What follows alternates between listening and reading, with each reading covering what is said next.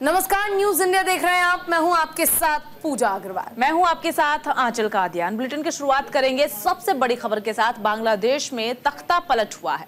हालातों पर भारत ने भी अपनी पूरी नजर बनाई हुई है। पीएम मोदी को विदेश मंत्री ने भी जानकारी दी है। बिल्कुल, देखिए, नेता विपक्ष राहुल गांधी से भी बात की गई है। शेख हसीना से एनएसए डोभाल ने मुलाकात की और संसद में एस जयशंकर दे सकते हैं बड़ा बयान। बांग्लादेश के हालातों पर दे सकते हैं बयान। बांग्लादेश में 1 महीने से लगातार हिंसा हो रही थी। आरक्षण को लेकर के पहले छात्र उग्र होते हुए नजर आए, सड़कों पर उतरे, लेकिन देखते ही देखते ये पूरा मामला जो है अब इस कदर बांग्लादेश में छा गया कि बांग्लादेश की पीएम को देश छोड़ करके भागना पड़ा। पड़ोसी देश बांग्लादेश में हिंसा और तख्तापलट के बाद पैदा हुए राजनीतिक संकट पर भारत ने भी अपनी पूरी नजर बनाई हुई है। बिल्कुल, देखिए, और तस्वीर आप देखेंगे किस तरह से न केवल शेख हसीना को अपना पद छोड़ना पड़ा है, बल्कि जो उग्र प्रदर्शनकारी हैं वो काफ़ी ज़्यादा उग्र हो रहे हैं और इस दौरान वो लगातार सड़कों पर मौजूद चीज़ों को भी जला रहे हैं। विरोध प्रदर्शन भी किया जा रहा है। बांग्लादेश के हालात पर विदेश मंत्री एस जयशंकर ने मोदी को जानकारी दी है। वहीं विदेश मंत्री एस जयशंकर ने राहुल गांधी से भी बात की है। भारत पहुंची शेख हसीना से एनएसए अजीत डोभाल ने बातचीत की। वहीं विदेश मंत्री एस जयशंकर पड़ोसी देश बांग्लादेश में बिगड़ते राजनीतिक हालात के मुद्दे पर आज संसद में बयान दे सकते हैं। तो देखिए, बांग्लादेश में तख्ता पलट हुआ है।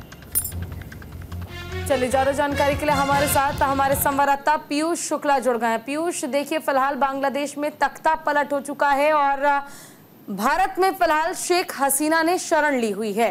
आज क्या लगता है, सदन में ये मुद्दा उठेगा, इस पर विचार किया जाएगा और कहीं ना कहीं पक्ष और विपक्ष दोनों अपनी अपनी राय रखेंगे? जरा जानकारी दीजिए।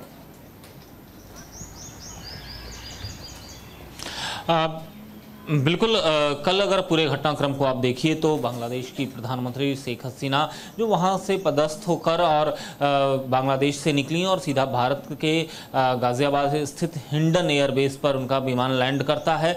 भारत के सुरक्षा अधिकारियों के साथ साथ एनएसए अजीत डोभाल से उनकी मुलाकात होती है, बातचीत होती है। उसके बाद देर शाम को खुद पार्लियामेंट में विदेश मंत्री एस जयशंकर प्रधानमंत्री को पूरे घटना को लेकर ब्रीफ देते हैं। फिर प्रधानमंत्री आवास 7 लोक कल्याण मार्ग पर केंद्रीय सुरक्षा सलाहकार समिति की कैबिनेट मामलों की जो कमेटी है उसकी एक बड़ी बैठक आहूत होती है। ये बैठक तकरीबन 1.5 से 2 घंटे ये बैठक चलती है और इस बैठक में तमाम उन पहलुओं पर चर्चा होती है। इस बैठक के दौरान विदेश मंत्री एस जयशंकर, वित्त मंत्री निर्मला सीतारमण, रक्षा मंत्री राजनाथ सिंह, गृह मंत्री अमित शाह के अलावा प्रधानमंत्री नरेंद्र मोदी और विदेश और रक्षा से जुड़े हुए सभी अधिकारी मौजूद थे और उन अधिकारियों के बीच, उन मंत्रियों के बीच ये तमाम बैठकों का दौर हुआ है। अभी भी हिंडन के सेफ हाउस में शेख हसीना मौजूद हैं। इस वक्त मैं बांग्लादेश हाई कमीशन के ठीक बाहर खड़ा हूं। आप देख सकते हैं यहाँ पर भी सुरक्षा के लिहाज से तमाम बैरिकेड्स लगा दिए गए हैं और सबसे बड़ी बात है कि यहाँ पर कोई भी कम्युनिकेशन अंदर से नहीं हो पा रहा है। क्या हालात हैं और क्या हालात नहीं है, फिलहाल जो तस्वीरें बांग्लादेश से मिल रही हैं उन तस्वीरों से इस बात का जायजा लगाया जा सकता है कि हालात वहां किस तरह से गंभीर हैं। एक प्रधानमंत्री को अपना देश छोड़ना पड़ता है, पदस्थ होकर देश छोड़ना पड़ता है, तो कहीं ना कहीं वहां हालात जो हैं बहुत चिंताजनक हैं और ऐसे में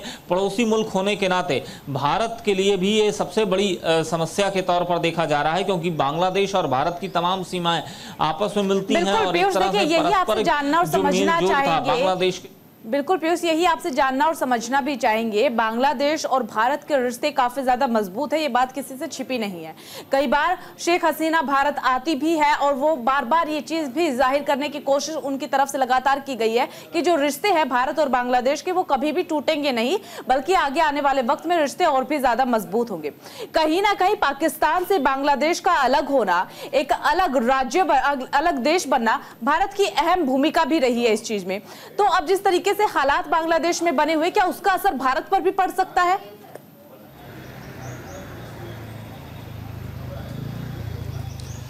देखिए, बिल्कुल आपके पड़ोसी के हालात का असर आपके ऊपर ज़रूर पड़ता है और यही वजह है कि बांग्लादेश के हालातों का असर भारत के ऊपर पड़ना लाजमी है। सबसे बड़ी बात यह है कि देश में जिस तरह के बांग्लादेश में जिस तरह के हालात बने और उन हालातों के चलते अब जो समस्या सबसे बड़ी आ रही है कि तमाम ऐसे शरणार्थी हैं जो कि भारत की ओर रुख करते हुए दिखाई देंगे। और दूसरा सबसे बड़ा है कि 6000 से ज़्यादा ऑफिशियल और स्टूडेंट अभी बांग्लादेश में फंसे हुए हैं, उन्हें भारत को सकुशल वापस लाना है, उन्हें निकालना है। तमाम ऐसी कवायद जो है वो भारत को करनी है। और सबसे बड़ी बात है इसका क्या इम्पैक्ट आने वाले दिनों में पड़ेगा। अगर वहाँ पर स्थिर सरकार नहीं होती है तो तमाम ऐसे आपने देखे होंगे आतंकी गतिविधियों को, कार्रवाइयों को, जिनका कहीं ना कहीं सीधा रुख और ताल्लुक बांग्लादेश से भी होता हुआ नजर आया था, चाहे वो सिमी के लोग रहे हों, चाहे अन्य प्रतिबंधित संगठनों के लोग रहे हों। तो ऐसे में भारत को उन समस्याओं से भी आगे आने वाले दिनों में दो चार होना पड़ सकता है। तो तमाम ऐसी बातें हैं जिन बातों को लेकर कल जो बैठक थी उस बैठक में गंभीर इन मसलों पर चर्चा हुई है।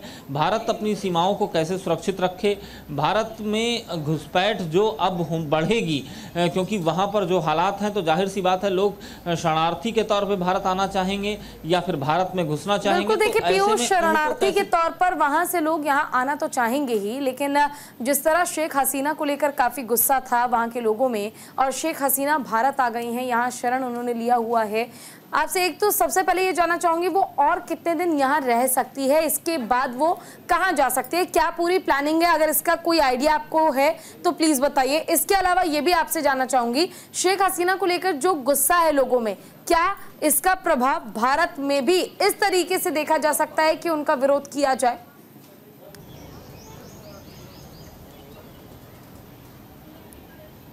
देखिए, भारत में इसका प्रभाव पड़े उनके गुस्से, वहाँ के आवाम के गुस्से का या नहीं, वो अलग का विषय है। लेकिन सबसे बड़ा विषय यह है कि अभी वो भारत में ना उन्होंने पॉलिटिकल असाइलम मांगा है और ना ही भारत ने उन्हें इस तरह से पॉलिटिकल असाइलम दिया है।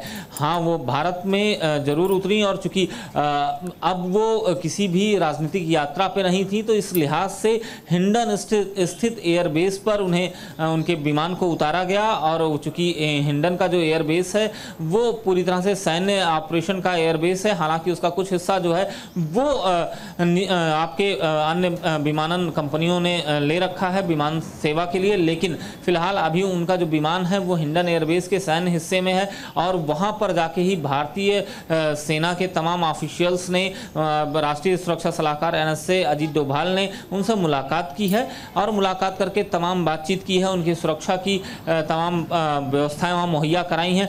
आगे के बारे में क्या कुछ होगा ये उनके साथ आए हुए जो अन्य ऑफिशियल्स हैं वो और भारत सरकार के ऑफिशियल्स तय करेंगे। हो सकता है वो यहाँ से निकलकर कहीं और जाएं या फिर ये भी हो सकता है वो पॉलिटिकल असाइलम भारत से मांगे, लेकिन अभी तक उन्होंने पॉलिटिकल असाइलम भारत से नहीं मांगा है। ठीक है पीयूष, देखिए आपसे एक चीज और जानना समझना चाहेंगे। यूके ने साफ इनकार कर दिया है, साफ कह दिया है कि हम अपने देश में शेख हसीना को शरण नहीं देंगे, जबकि यूके में उनकी बहन रहती है। दिल्ली का अगर जिक्र करें तो दिल्ली में भी तमाम रिश्तेदार हैं जो कि शेख हसीना के रहते हैं। तो क्या आगे आने वाले वक्त में दिल्ली में ही रह सकती है शेख हसीना अपने रिश्तेदारों के यहाँ?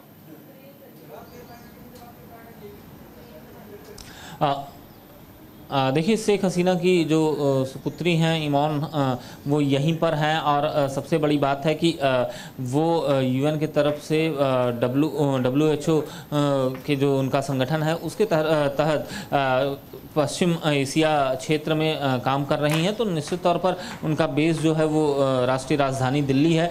तो हो सकता है अभी हालांकि मुलाकात शेख हसीना की अपनी पुत्री से नहीं हुई है, लेकिन ये उम्मीद जताई जा रही है अपनी बेटी से भी, वो जब दिल्ली में मौजूद हैं, भारत में हैं, तो जाहिर सी बात है उनसे मुलाकात करेंगी। और फिलहाल अभी जब तक कोई देश का राजनीतिक ऐसा व्यक्ति दूसरे देश में आता है और उसके देश में ऐसे हालात होते हैं कि पदस्थ होकर उसे देश छोड़ना पड़े तो वह राजनीतिक असाइलम मांगता है। लेकिन अभी तक उन्होंने राजनीतिक असाइलम नहीं मांगा है, तो इसलिए सरकार की तरफ से इस मामले में कोई ठोस टिप्पणी नहीं आई है। अब ये देखना होगा कि उनका क्या स्टेप अगला होता है और उसी के हिसाब से सरकार जो है वो अपना अगला स्टेप तय करेगी। कि जब शेख हसीना हाल ही में भारत आई थी और उस दौरान PM मोदी से उनकी मुलाकात हुई थी, तो कहीं ना कहीं चीन की निगाहें भी टिकी हुई थी कि आखिर मुलाकात के दौरान क्या कुछ खास रहने वाला है। ऐसे में बांग्लादेश में जो हालात हैं वैश्विक और राजनीतिक रूप से अगर हम देखें तो क्या प्रभाव डाल सकता है भारत पर?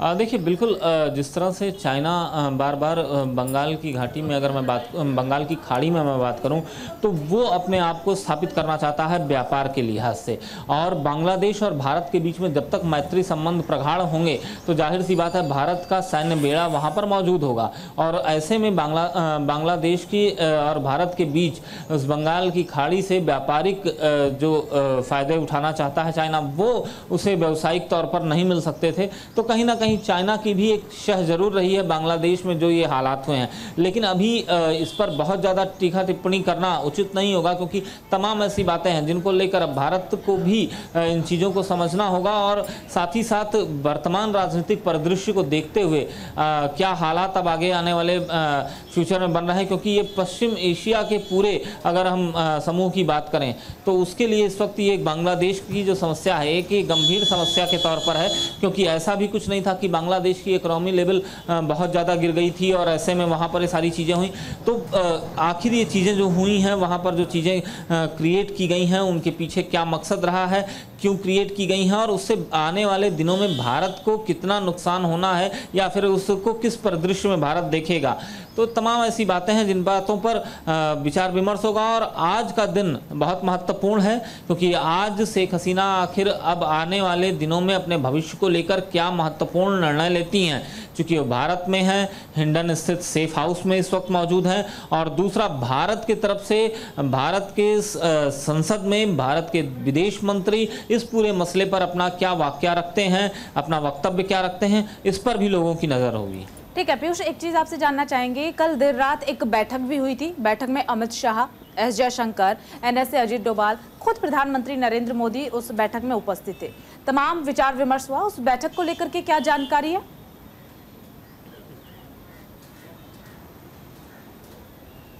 अभी उस बैठक को लेकर मैंने आपको थोड़ी देर पहले ही बताया था कि एक 7 लोक कल्याण मार्ग पर देर शाम को एक बड़ी बैठक हुई थी, 2 से ढाई घंटे बैठक चली, तमाम सुरक्षा के पहलुओं पर चर्चा हुई। ये पूरी बातें मैंने आपसे अभी थोड़ी देर पहले साझा की थी।